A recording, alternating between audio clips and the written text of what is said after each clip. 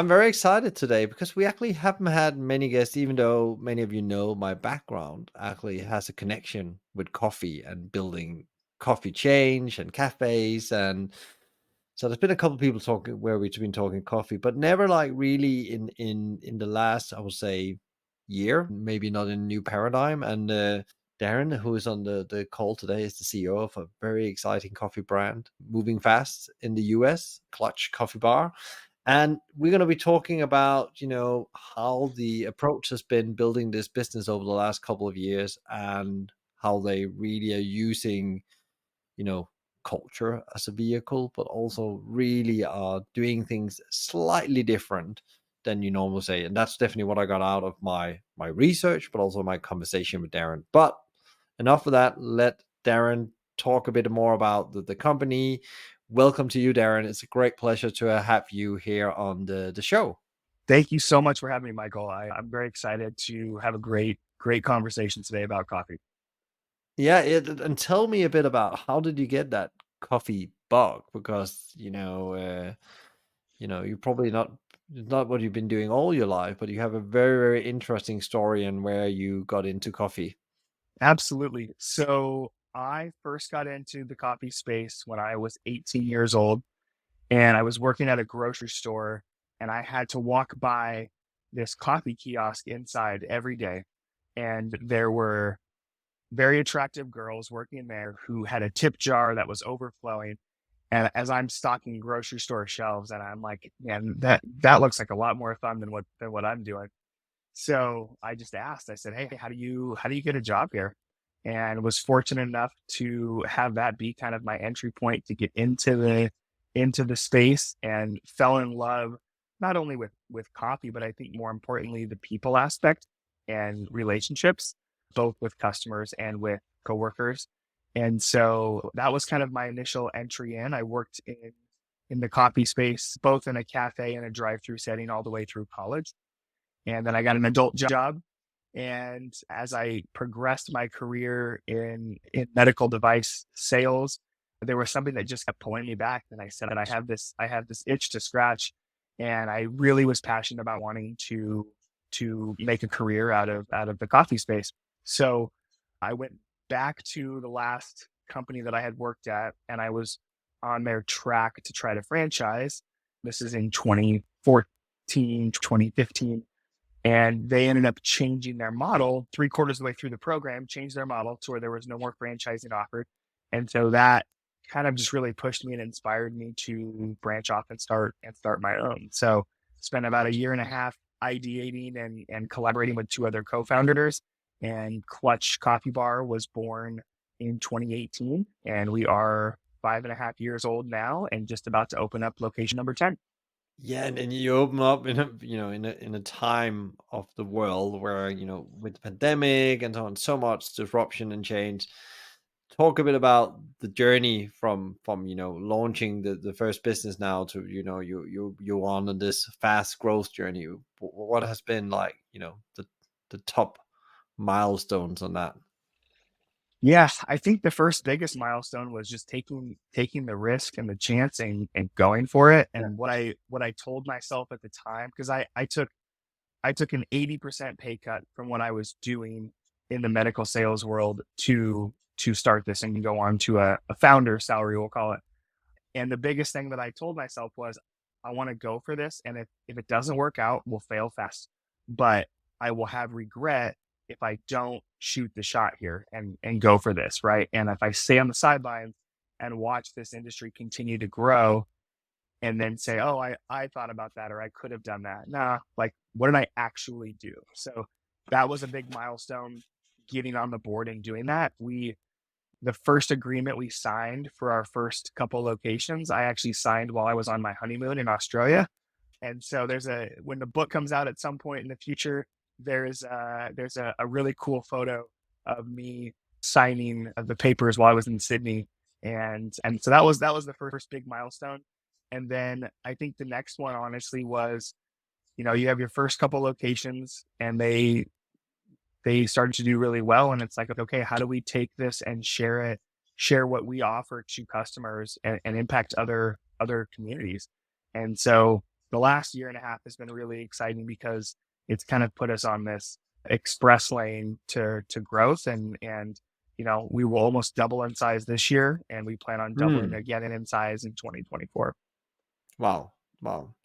So, what is it that when you think about coffee? It's still it's crazy. I think I joined coffee back in was 2002 as well, and it's still like a growing industry, and there's always something a new take on it coming. And you have, of course, your big established coffee chains that stays here. But what is like the problem you're solving with people's coffee habits? I think I think it's a combination of a problem, but I think it's also delivering a value and a service that they haven't experienced before. Mm, So from the drive-through perspective, I would say we are problem solvers in the sense of how do we get you a phenomenal product in a very fast and efficient way with customer service that is unmatched.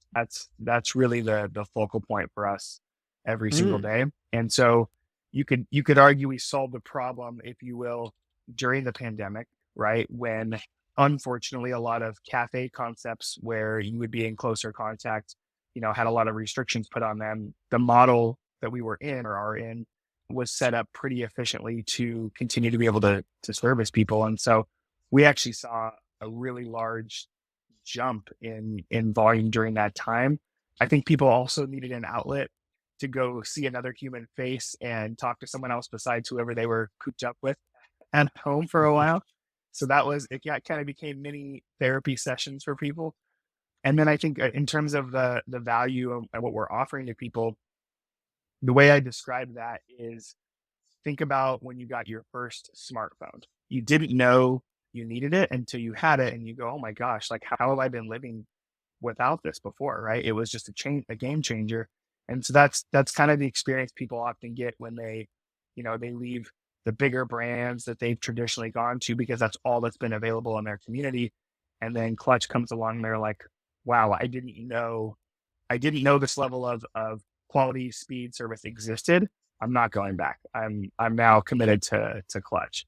And we see that in our loyalty participation rates as well, where I think we do a pretty good job of retaining customers. Just to the listeners that maybe don't hear about you first time. So your typical operating model, how does that look? How does the site look? What should I expect as I'm approaching your site? Yeah, so when you turn on to the property, most of our locations are about half an acre. But when you turn onto the property, we have a most of our locations have a drive-through window, and so usually the line will kind of wrap around the building to form a drive-through line. And then we also on the other side will have a walk-up window, which currently people will park, come sit out on the patio, have a coffee, use it as a meetup point. We're also about to launch mobile ordering at certain stores, and I think that's as someone who utilizes mobile ordering myself, I think that is a huge benefit that we can give to customers who really want the coffee. Maybe they don't have 5 or 10 minutes if the line was long to wait, and they want to just be able to place that order and go. So try to help people from different angles. And do you have like an indoor experience? Is it all around the drive-through, the walk-up through window? Is there any indoor kind of experience like you would do into a traditional coffee kind of business? Yeah, we have one location that has an indoor lobby, but our model is focused on the drive-through and walk up. Our preference is not having any guest experience inside. You talked about it when we had the pre-call as well that you're growing very fast. But what is it actually the deeper mission then of the business? What is it that you want to achieve? That in almost impossible thing you want to reach out there. I'll answer that in two parts. I mean, our daily mission is we want to be clutch for our customers every single day. And so that means we are there for you when you need it and exactly what you need. We are there for you on that. Our broader mission, I think, is to impact as many communities as we can, and I don't say that lightly in the sense of serving coffee. We very much become a pillar in the community and partner with local education, with other causes that are important locally, and really try to become a piece of the fabric of the community instantly, because that's part of the responsibility I feel we have as a business, is not just to operate and to make money, but to impact people and really be part of the community. How are you delivering, that experience you're talking about? Because I think a lot of people talk about that they want to deliver, of course, quality product at high speed, with great customer service. But what is it that you are doing that's slightly different? What is it that, as a customer, I go away and feel when I've been visiting Clutch? So it starts and ends with the experience. And every brand has an experience, right? Some are just better than Yeah. others. So we are constantly striving weekly, daily, to re-emphasize, like, what does that experience look like? And it starts with, as you turn on to our location or onto our property, we have surround sound stereo that's inside and out. So there's music playing, there's an atmosphere or a vibe, if you will. And I think, to me, when someone comes to visit, you are the host of the party, and it's up to you whether that party is going to be fun or whether it's going to be dull. But you're the host. It's entertainment, and so providing that atmosphere as you start. Then we have what we call a runner position, who will come outside and take an order face to face, and using an iPad to send that order inside to be efficient. But you're having a face to face human interaction, and that's it's a really interesting topic in the space of drive-through everything, not just coffee, because certain brands are really gravitating towards using AI technology to automate that. And call me old school, but I don't think you'll ever replace the element of human interaction. And if you can do that in a very efficient manner, better than others, I think it's what's going to help keep us different than other brands. So that's part of it. The quality of what we do, we work with an award-winning roaster that's located in just south of Seattle, Washington. They are incredible. Their quality is phenomenal. They're not cheap, but that's by design, and I just refuse to compromise on quality. So I think that's a huge part of things.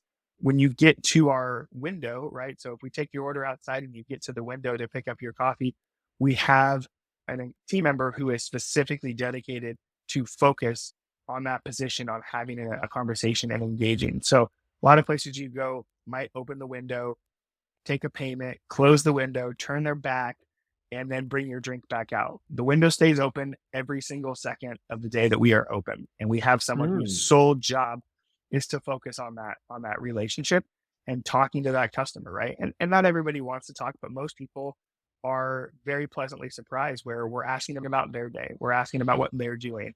And it's a great way to build relationships.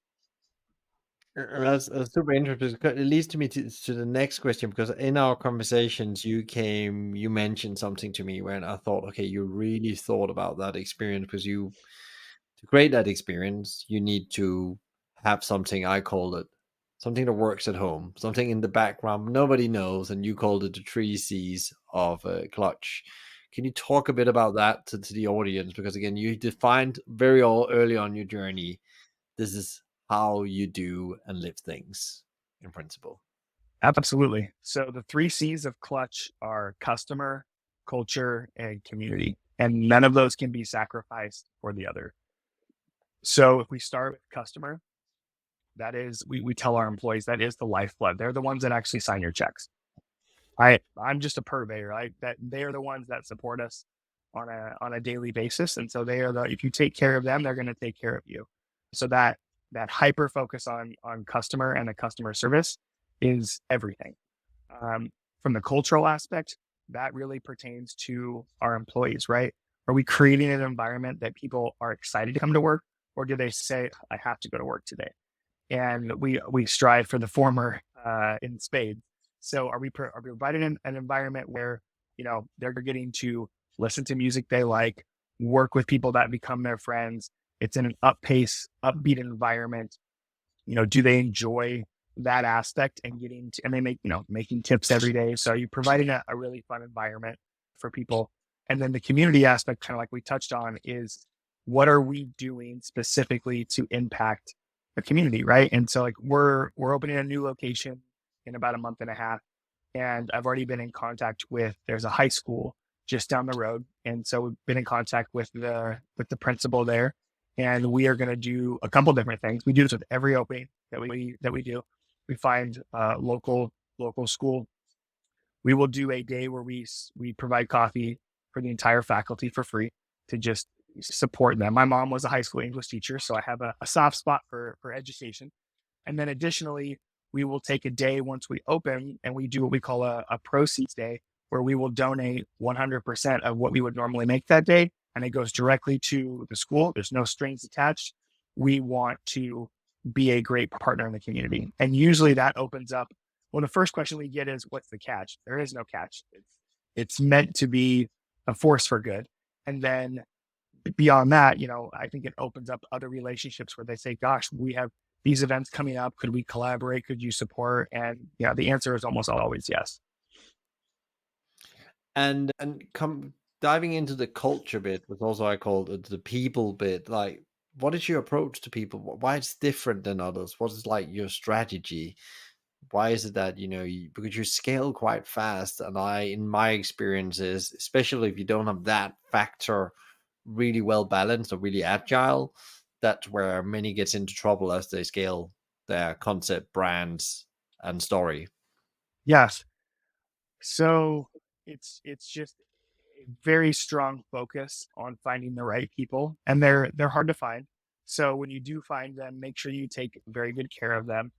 When you set the tone on the culture, I think there's a lot to be said for being able to organically home grow people that join and say, wow, I actually could make this more than just a stepping stone. I could make a career out of this. I really want to continue to grow and I enjoy what I'm doing. So being focused on that at all times. I just had a call earlier today with our leadership team, and one of the big focal points we want for 2024 is how do we invest into our employees more, right? How do we continue to make sure that despite all the crazy days and the things that are exhausting, like how do we have fun and just really invest into them? So I think with a younger workforce that we have, which is kind of how our industry has shifted here in the States. With a younger workforce, it's imperative to keep things engaging. And I think an engaged employee is more willing to do the things that are asked versus not filling their cup and just always asking things of them. Is there like any specific, things you think that you do that other businesses don't do when it comes to the people part? It's like any specific tactics in the recruitment process where you think you have actually thought differently to make sure when you find the right one, they stay on board, but also they come on board. Sure. I don't know if we necessarily, invented the wheel on anything there. I think the two biggest things are we're very disciplined on not we're not just gonna hire a warm body. If they don't if they don't fit the culture and the brand, it's not gonna happen. I can hear our director of growth. I can hear her voice in my head right now. And the phrase she uses is, if they're not a hell yes, they're a hell no. And Mm. so just being really disciplined on who are we going to bring into the environment, into the culture, because they could take one bad apple to just kind of become toxic in an area. So being very disciplined on that. And then the other thing I think is just looking for people that have the right, what I call the right DNA. And it doesn't mean that you necessarily have coffee experience or any specific experience. It's more about being tangibles, right? Are you positive and energetic? Are you accountable? Are you reliable? If you have those things, we can teach you anything else. And that is part of I think that's part of our mission too, is to provide people with life skills that they're going to take way beyond the clutch. That's part of our responsibility, is to give them some of those, because I got that when I was younger, and it stuck with me, to this point. How do you talk a lot about the art of customer service in other stuff, as I was preparing a bit, like it's a bit lost. How are you finding, the power back in customer service? What are you doing that's different than others? I guess that lots of people are very good at having that connection and so on, but I guess you almost need to systemize that as you grow as well. What is it that you are doing? Like, what do you have, like a philosophy you're trying to install in your sites? What is it that you are you were doing like to get this like changing the art of customer service in coffee? I think it's talking about it and trying to embody it all the time. I think about the book The Advantage by Lencioni, and talking about like, Yeah. are you consistently reemphasizing your core values, right? And at times we might drift away from, they're there, but do we talk about them, right? And one of the values we have is serving positive energy. Serve positive Mm. energy. And that comes in every form, right? It comes in the literal form of caffeine and energy, but are you serving positive energy to everybody that you interact with? So that's the milkman that's dropping things off. That's your coworkers. That's your customers. Your end line customers. And if you're doing those things, I think, in a way that negativity can spread like wildfire, well, so can positivity if you put effort into it. And it's hard. It's not easy, but when you do those things, it's really cool to see a team bond together. You start to see people hang out outside of work, and then they come by on their day off because they want, like, that's when you've got something that's going well, when they're like, I want to come by and hang out, or I want to, like, Mm. who's doing that, working at a job they don't enjoy, right? So yeah, I think it's talking about it a lot, and then embodying that, and living that out. And it's every layer of leadership. So if something doesn't go well, it's not showing frustration, it's leading by example, because you need them to do the same thing when no one's around. Super interesting that story you told about, if you think back, probably when you listened to the program, where there were actually, you worked in a hospitality environment where you actually wanted to come when you were off.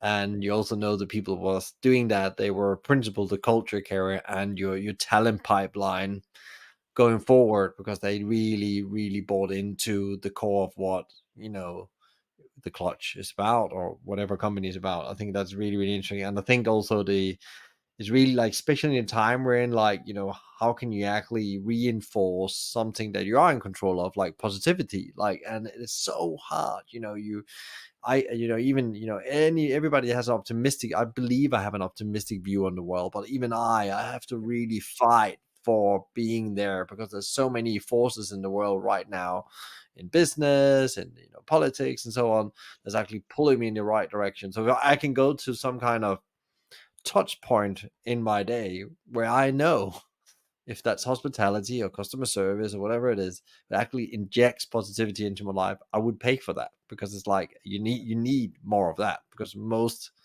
places are gloom and doom, and or negative stories. The And news is a great place to start. yeah, yeah. Well, and we tell our employees, this is just a life mantra for me, but there are two things that you are always in control of, and that's your attitude and your effort. Nobody can Yeah. take that away from you. Nobody, like, you are in control of those things at all times. So even if things go crazy or go sideways, you are still in absolute control of those. And again, it's hard, but I think that's also what leadership looks like, and being able to say, okay, guys, we're gonna be all right. Here's what we're going to do. We're going to, triage this and move forward. And we try to emphasize that a lot. What is one of the biggest issues you would like to see solved in, we're part of an industry that has and are still under huge pressure, that of course people, there's wins, but there's also a lot huge of challenges with that. But what would you like to see, if that just could go away, then the industry would be a better place tomorrow? It's a great question. I think, what's interesting is, if you deliver a phenomenal experience for customers, whether that's the engagement, the speed, the quality, you people are instantly going to hold you accountable to that exact level forever after that, right? Yeah. And so sometimes you become a victim of your own success on that. And I think what could be, I don't want to say, hey, let's provide leniency on that, but just like any person, just like any business, there's going to be great days, and there's going to be other days where it's not operating at full spin. And so I think, sometimes people like to be what I would call keyboard warriors, and Yeah. you have nine great experiences, and then you have one and it just really messes with your day, and so you decide to leave a 1-star review, and it's like, okay, like, is that really reflective of your entire experience there? So, we encourage to help combat that, and then also just try to, like, put the positive energy into the universe. I encourage our leaders, like if you visit somewhere and you have a great experience, take the extra 2 minutes and leave them a review because we know how much it matters for us. Leave them a 5-star review. Let them know how they're doing. I bet you it matters more than you realize. And we review those every single week as a team. So we have a scorecard. We can see exactly the positive. So we don't just share, okay, here was a negative review. What does that look like? Of course, we look at those, but we also share all of the wins. And so there's a whole section that's specific comments and feedback from customers. And we take that and share that on our manager meeting so they can see here's what customers are saying about your store in a positive manner. We have to serve some of that positive energy as well. Otherwise, it can just be a pot of negativity. And it's really interesting, because I like things like in the companies I've been and reading about is about, this gratitude for actually enforcing the good behavior because actually often when you're busy, you focusing on the mistakes instead of saying, oh, wow, what do we actually do really, really well? And getting that reinforced across the sites. I love that. I think that's a very powerful and probably also boost the culture and the psychological safety as well. That it's not about making mistakes; it's actually celebrating successes together as well. I love that. What is one of the most significant learnings because you started the business, almost perfect timing and then all the challenges, but especially in the last couple of years, like it seems like the whole hospitality, food, everything has changed a bit. That's what I hear, and people find it very hard. But what have your learnings been the last couple of years as a CEO of a very fast growing company? Your key learning? I think the biggest key learning is that you have to be ready and willing to adapt. Everything is going to change. That is the constant is change. And it's at every layer, right? It's how you approach oversight. It's what does my day-to-day look like? I mean, I starting the business was inside the store, teaching people to open, to close, all of those things, getting into the community. And that's my favorite part. Like I wish I could do that all day. Unfortunately, I can't, but it's evolving, right? So now, my day gets filled with more of the high level, like how do we continue to keep the company growing to provide opportunities for people to grow within it. So I think the takeaway is you have to be willing to adapt and roll with things. I tell people, when you're going to set out and start something, have your plan, and it needs to be a very detailed, very dialed plan. But also, am I allowed to swear on this podcast? Can I? Yeah, yeah. Be prepared for the plan to go to shit because oftentimes it can, and you have to be ready to have a plan B and to be able to take the hit and keep going, right? And so I just think being able to be flexible and understand that things are going to change and evolve, and that's part of growing. Yeah, and it's often like I've had the conversation with a couple of people recently. It's not because you didn't make the right call. There's just things that's out of your control because you still made a good plan and you were following that plan to somebody told you there's an obstacle here and it's going to send you in a totally different direction. And the quicker you can radical accept that, I think it taken me years to get there where I like to be in control and manage the situation, but sometimes you just can't, and you just have to flow with the river, and be a good swimmer because that's actually what it's more about. Keeping that attitude and that effort, putting into it, and actually just learn quickly and unlearn what didn't work. It might work last year, but this year it's not going to work, and that's not how it is. The numbers are not telling you that's going to work. So yeah, I love that. How do you then, there's new things you're saying your job now is more looking ahead, evolving new things. Is something you're very specifically excited about right now that's happening in the organization that you are looking at that potentially going to change the game for your guys and bring a new dimension to the business? Great question. I think there's a couple things. I mean, on the personnel side, we are, as we grew, we kind of went out into some new cities and planted a flagpole. And that's hard to do when you put them on an island. Very hard in the beginning. When you're talking about it being a couple hours away or more from your core. Now we are starting to infill some of those areas, and we're starting to see some of the benefits from that, where we're able to home grow talent that then wants to transfer over and manage a new location. Or as an example, this newest location we're going to open, is near two other recently opened ones. We now can get our training done faster and ahead of time in an actual store that's open versus going somewhere new and saying, okay, we're going to try to simulate what this looks like when there's 12 cars in line and you've got to average a minute or less per car. We can now actually get them live reps at another location. And I think that's immense for their training because it gets them to take the training wheels off a lot faster. So I'm excited about that. And then on the product side, I think it's just continuing to innovate. The space is becoming, very, very unique in terms of people trying out different things, whether it's not just coffee, but energy drinks. Customized energy drinks is huge here in the Mm. US. And then putting different toppings on. I think there's so much creativity that can happen there. And then you can create drinks that arguably aren't available anywhere else. And so you're really carving out a spot where it's like, oh my gosh, this was so good, but it's only at Clutch. You've got to go get it at Clutch. And it's funny you talk about energy drinks because it's in principle a competitor for the coffee because I want the coffee to give me, first of all, love the taste, but also I like the boost it gives me. And I guess you're then creating a product, you can say it supports it, but is that to bring in new customer groups or is that to sell to the existing?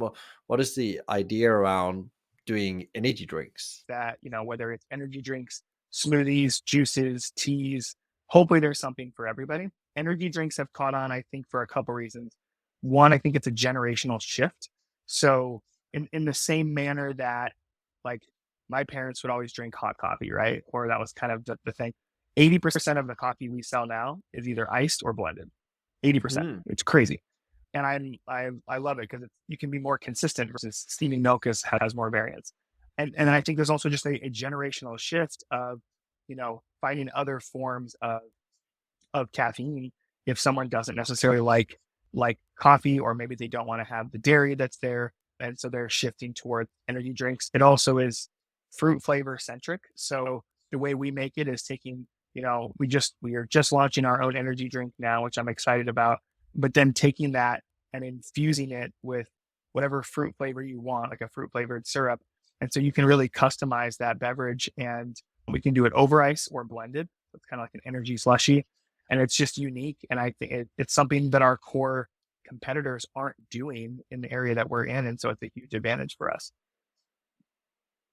And are you expecting to take that, to sell retail as well? Is that also how you look at it in the future, like another income stream into the business or Yeah, I think it's got potential down the line. I think we would, for retail, I think we need to have greater brand density for people to understand what it is to walk into a grocery store and say, oh great, I want to grab the energy drink.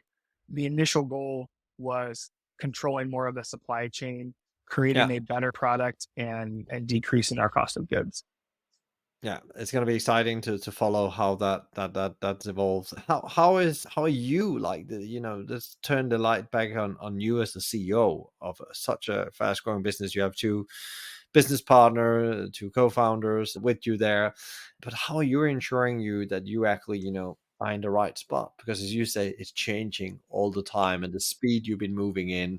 How do you make sure that you are in the right mind every day you go into the challenge of running a growing business?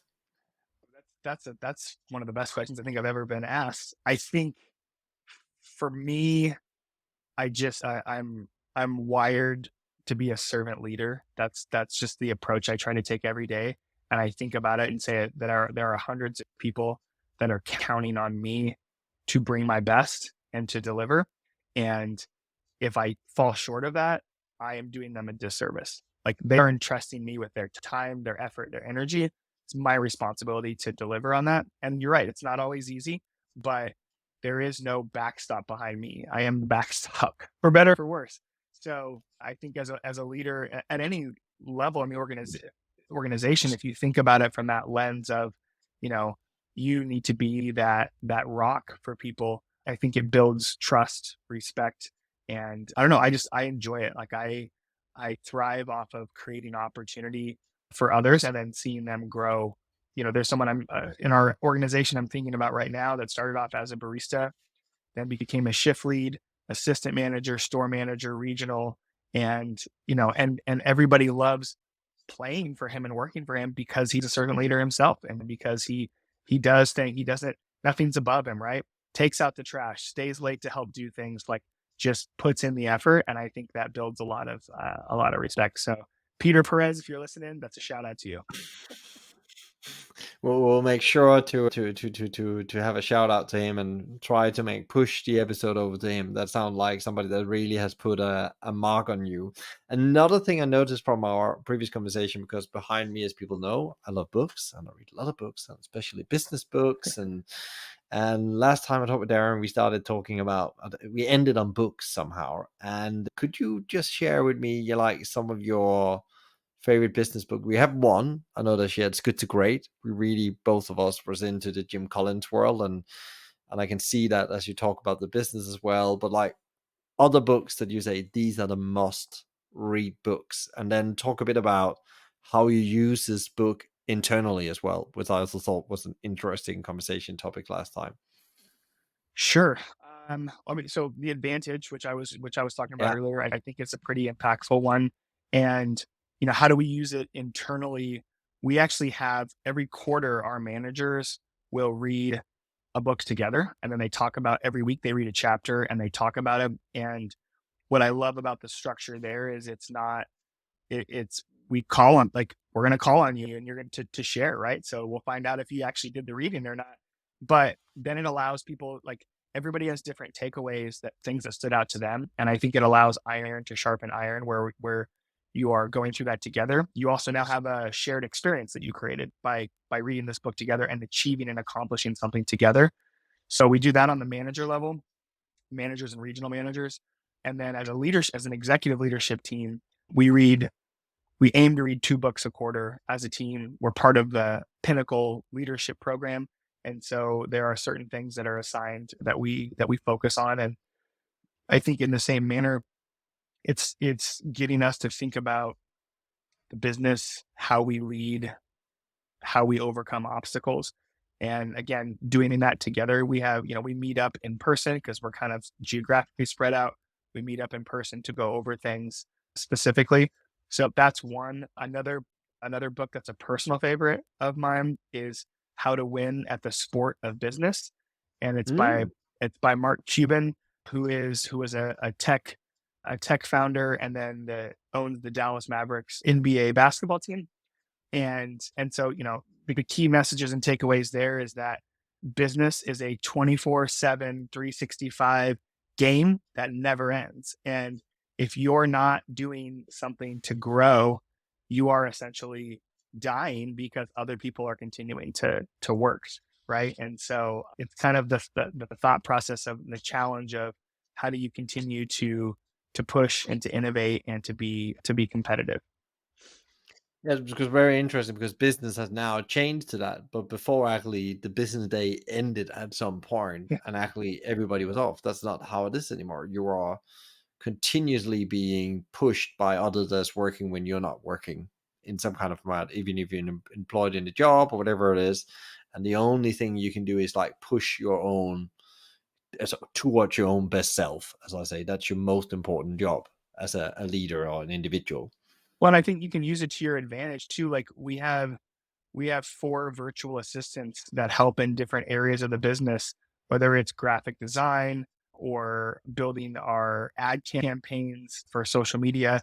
And they're based in the Philippines. And so, like, oftentimes I will send over a project or a task before I go to sleep.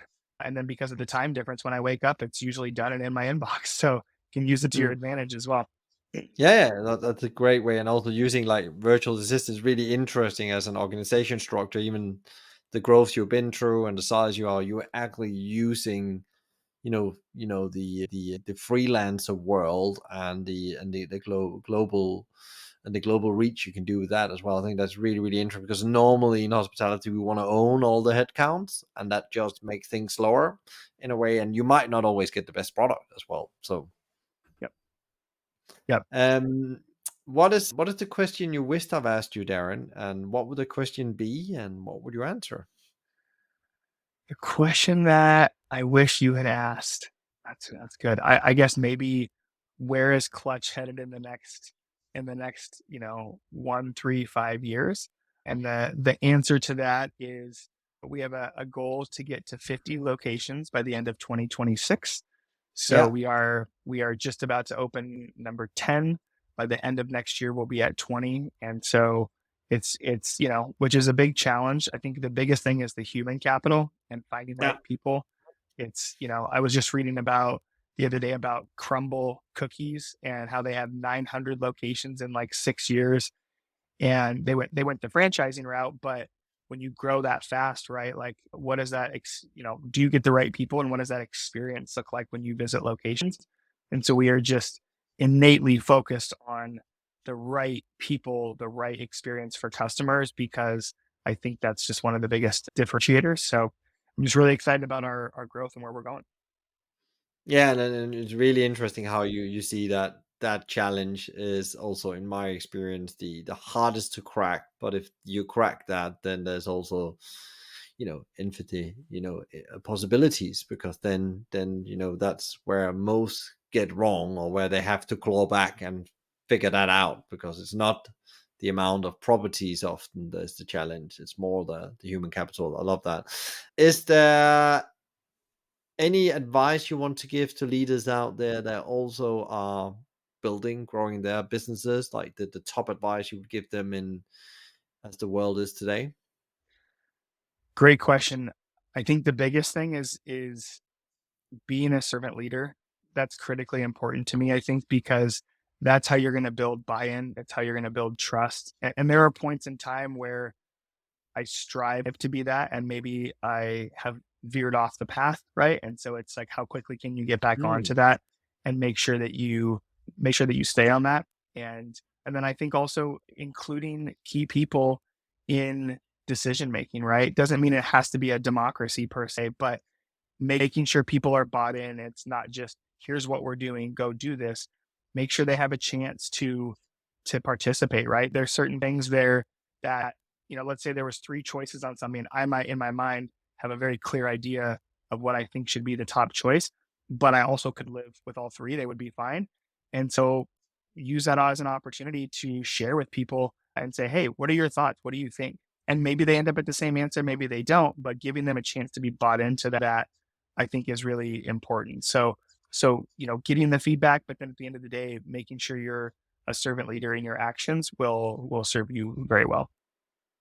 and I loved you were very honest. It's very hard to be, 100% all the time. We all step aside, even though we want to be the best version, of the servant leader, as you call it. So the servant leadership is quite a high calling, which is quite hard to attain, and you probably never attain it. You just have to work towards that very high standard of being in service to other people.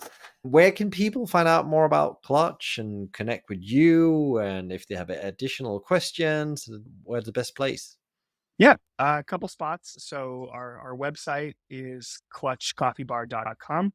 Our social media handles for Instagram and TikTok and things of that nature is at Clutch Coffee Bar. So pretty straightforward there. Absolutely available on LinkedIn as well.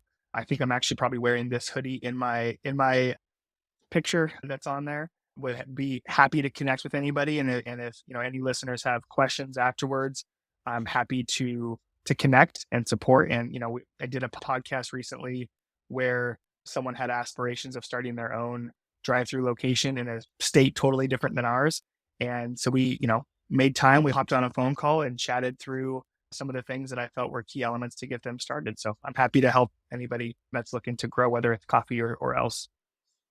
Awesome. Awesome, Darren. Thank you so much for coming on the show. We send you and the team power and energy, especially because we are in December. So I know it's a busy month. So yeah, so power and energy to get through that, and also have a great next year. There's lots of exciting opportunities and challenges ahead. Awesome. Thank you so much for having me, Michael. And you have a phenomenal podcast. I appreciate letting me be a part of it. Thank you so much.